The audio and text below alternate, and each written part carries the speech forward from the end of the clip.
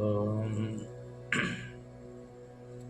మనోజవం మారుతతుల్యవేగం జితేంద్రియం బుద్ధిమతాం వరిష్టం వాతాత్మజం వానరయూధమఖ్యం శ్రీరామధూతం శిరసాం నమామి.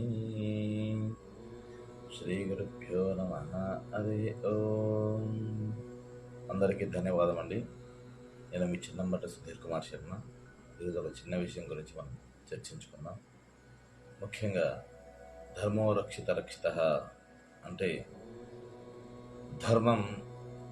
ధర్మం వైపు మనం 4 అడుగులు వేసి ప్రయత్నిస్తే ధర్మం మన వెనుక 10 అడుగుల ముందుంచి మనల్ని విజయం వైపు నడిపిస్తుందని సూచించడానికి ఒక చిన్న ఉదాహరణని ఇప్పుడు మనం తెలుసుకుందాం.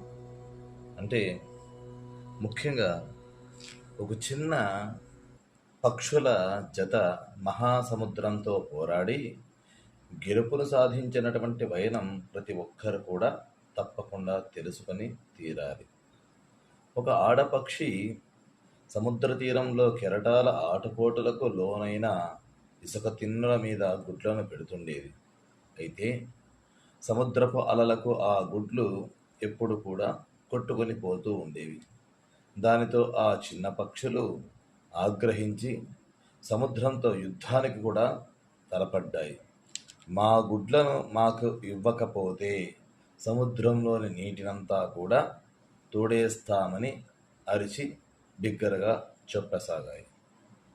అయితే అప్పుడు ఆ సముద్రం చిరునవ్వుతో నవ్వి మీ యావత్ శక్తిని కూడా ఉపయోగించి అలాగే చేయండి అని సమాధానం చెప్పింది. దానితో కోపం వచ్చినటువంటి ఆ పక్షులు సముద్రంలోని జలానంతా కూడా తమ ముక్కులతో తీసుకుని పోయి భూమి మీద చుక్కలు చుక్కలుగా విడడం మొదలుపెట్టాయి.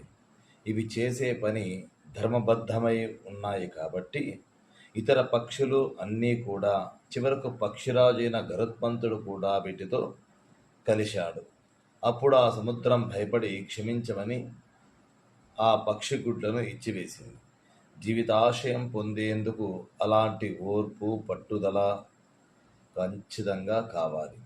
సదా న్యాయం, ఓర్పు, ధర్మం కలవారికి చివరికి విజయం కలుగుతుంది. మరి ఈ భార్యాపుత్రాదుల కోసం తాపత్రయపడుతూ ఎందుకు అధర్మాలను ఆచరించాలి?